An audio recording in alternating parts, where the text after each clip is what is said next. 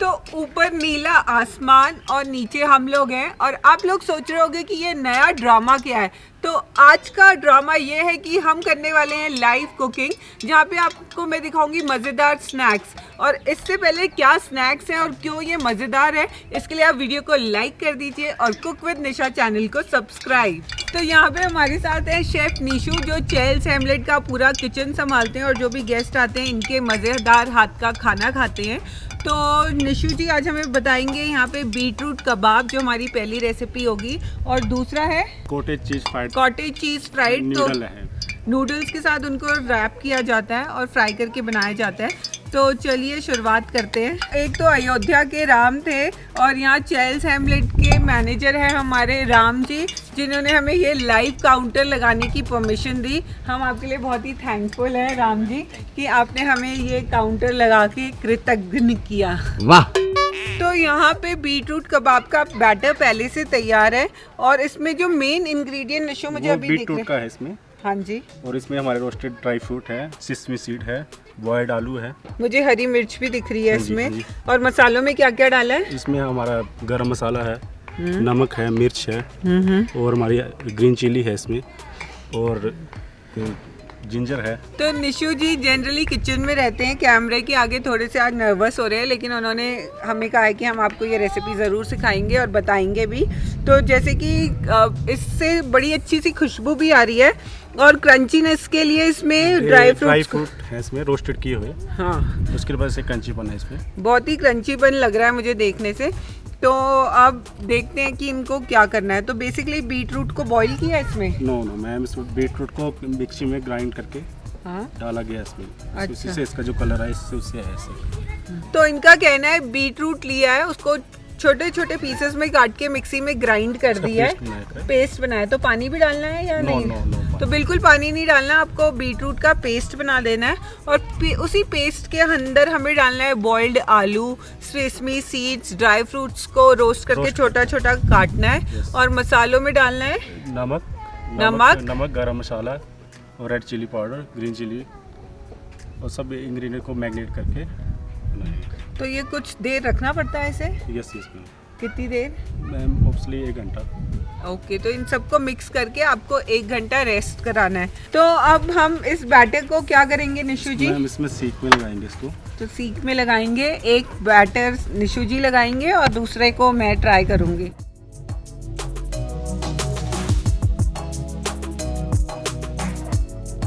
भाभी बड़ी शांति में कुकिंग हो रही है, एक तूफान में है आपकी, वो दिख नहीं रही है पीछे। आनंद। हाँ। तो हम यहाँ वेकेशन के लिए आए हुए हैं। एग्जाम्स के बाद अनंत्या ने बहुत मेहनत की थी, तो इसी वेकेशन में कल जब हम इवनिंग में बैठे थे तो हमने ये शेफ स्पेशल 2 स्नैक्स खाए और मुझे बहुत ही पसंद आए। तो मैंने इनकी रेसिपी पूछी, तो मैंने सोचा क्यों ना एक्सपर्ट के साथ ही आपको ये रेसिपी सिखाई जाए। वैसे मैं भी अच्छे से लगा रही हूँ ना? बिल्कुल। तारीफ नहीं करोगे तो सैलरी नहीं मिलेगी आपको इस महीने की। मैंने आपकी वीडियो खाने की मैंने इसे थोड़ा मोटा कर दिया है, तो निशु कह रहा है इसको थोड़ा पतला बनाना है। इसका जो ये मसाला है ये कच्चा खाने में भी अच्छा लग रहा है। तो आपने टॉय स्टार में देखा होगा बारबेक्यू, बच्चों का बारबेक्यू, तो हम बड़ा बारबेक्यू ले आए हैं यहाँ पे। ओए ये तो अभी एलियन जैसा नहीं दिख रहा। तो इसको लेके चलते हैं हम यूएफओ। गरम है तो गरम है। और अगर हमारे पास बारबेक्यू नहीं है तो मैम इसको फ्राई करके बना सकते हैं इसको। ओके, तो फ्राई भी कर सकते हैं, शैलो फ्राई कर लें या आप इसे डीप फ्राई कर लें। यहाँ पे हम ये कर रहे हैं और टीम थोड़ा सा रेस्ट कर रही है, ठंड में आग ताप रहे हैं। ये मजा आ रहा है आपको यहाँ चैल में? अरे बहुत मजा आ रहा है, मतलब शुभम टू अच्छे काम ना कराएं और आपको घुमाए ना तो आपको मजा आता है और आग तपाएं। तो अभी आप पूरा जाके मसूर भी तो करोगी ना। इसमें अब हमने तिल और पनीर ग्रेट करके लगा दिया है, जिससे कि हमारे कबाब और क्रिस्पी लगे। तो ये हमारी स्टिक्स तैयार हो गई हैं और हम इसे रखेंगे बारबेक्यू के अंदर।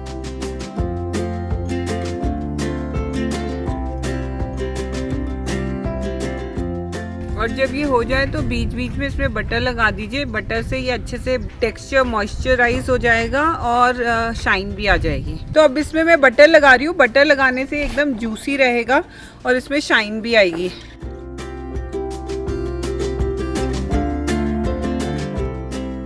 ये इन्होंने निकाल लिया है सीख से।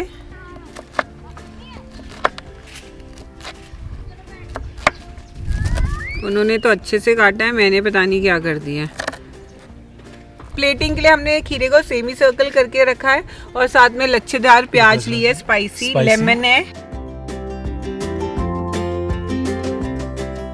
और उसके ऊपर डाला है चाट मसाला। तो यहाँ पे प्लेटिंग हो गई है और ये बड़े ही मज़ेदार बने हैं। तो ये तैयार है और आप इसके साथ यहाँ पे थोड़ा सा प्याज लगाइए, हरी चटनी में डूब कीजिए। क्रिस्पी हेल्दी स्नैक्स कभी भी खाने का मन करे तो ट्राई कीजिएगा ये बीटरूट कबाब। तो चलते हैं नेक्स्ट रेसिपी में। हमारा दूसरा जो कबाब है चाइनीज़ से है, इसको बोलते हैं चीज़ फ्राइड नूडल। ओके, तो इसकी बनाने की रेसिपी जो है, हम फ्रेश पनीर लेंगे। फ्रेश पनीर में हम हमारा जो किचन में चिली पेस्ट होता है उसको डालेंगे और थोड़ा सा नमक और हल्का सा कॉर्नफ्लोर लगाएंगे चीज़ पे, और इसमें जो हमारे नूडल होते हैं बॉयल नूडल, उसको हम पेटेंगे इसमें और इसको साथ में से टूथपिक लगा देंगे और तेल में डिप कर देंगे, फ्राई कर देंगे। ओके तो बेसिकली पनीर के लंबे क्यूब्स काटने हैं। अब लंबे पनीर को हम काटते हैं तो वो टूटता है, इसीलिए इन्होंने सपोर्ट के लिए टूथपिक डाल दिया है और फिर मैरिनेट किया है इसे, बेसिक मैरिनेशन जो होता है, और उसके बाद जो नूडल्स बॉइल्ड किए हैं उसमें लपेट दिया है और मैरिनेशन के लिए बाइंडिंग एजेंट में कॉर्नफ्लावर डाला है।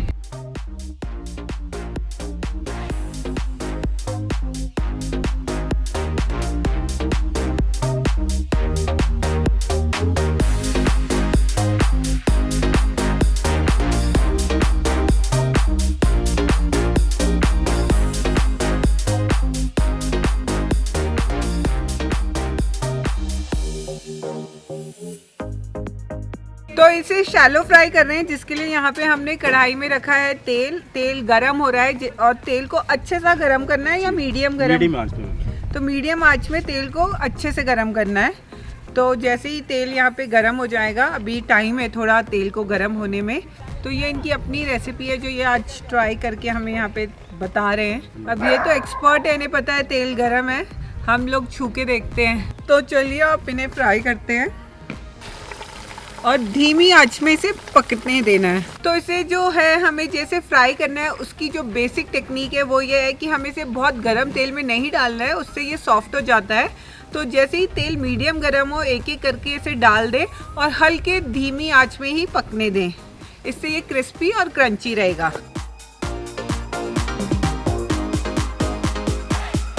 तो बस फ्राई होके यहाँ पे थोड़ा अंधेरा हो गया, अचानक से जैसे ही सूरज ढलता है अंधेरा हो जाता है और ये स्नैक्स भी तैयार है। तो यहाँ पे हमारी ये स्नैक्स भी तैयार है और आप देखेंगे अंधेरा हो गया है क्योंकि सूरज यहाँ जैसे ही ढलता है एकदम से अंधेरा हो जाता है।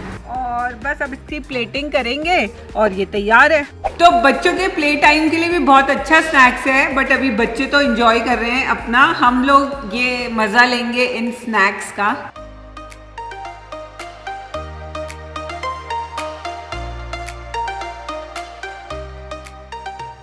भाभी अच्छा तो लग रहा है, लेकिन मुझे लग रहा है आपके जो बाजू में दो प्राणी है ना, उनका भी मन कर रहा है खाने का, खिला दो यार।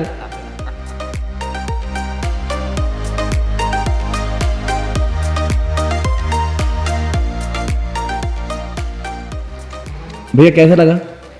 ऑसम। कुक विद निशा ने बनाया है, बढ़िया बनाया। और अगर ऑसम नहीं भी होता तो बोल मुझे बोलना पड़ता। क्वालिटी पास। नहीं ठीक था, ठीक था, ठीक था, मैंने ऑसम से ठीक हो गया। और अब बुलाते हैं निशु को और उन्हें थैंक्स कहेंगे जिन्होंने हमें टाइम देके ये रेसिपी बताई। तो थैंक यू निशु हमें ये रेसिपी बताने के लिए। और जैसे कि अब डिनर का टाइम हो गया तो निशु को संभालनी है अपनी किचन। और मेरा ये वीडियो भी यहीं पे ख़त्म करती हूँ मैं। तो ज़रूर बताइएगा कैसा लगा आपको हमारा लाइव किचन काउंटर। और मैं मिलती हूँ नेक्स्ट वीडियो में, तब तक के लिए take care and bye bye.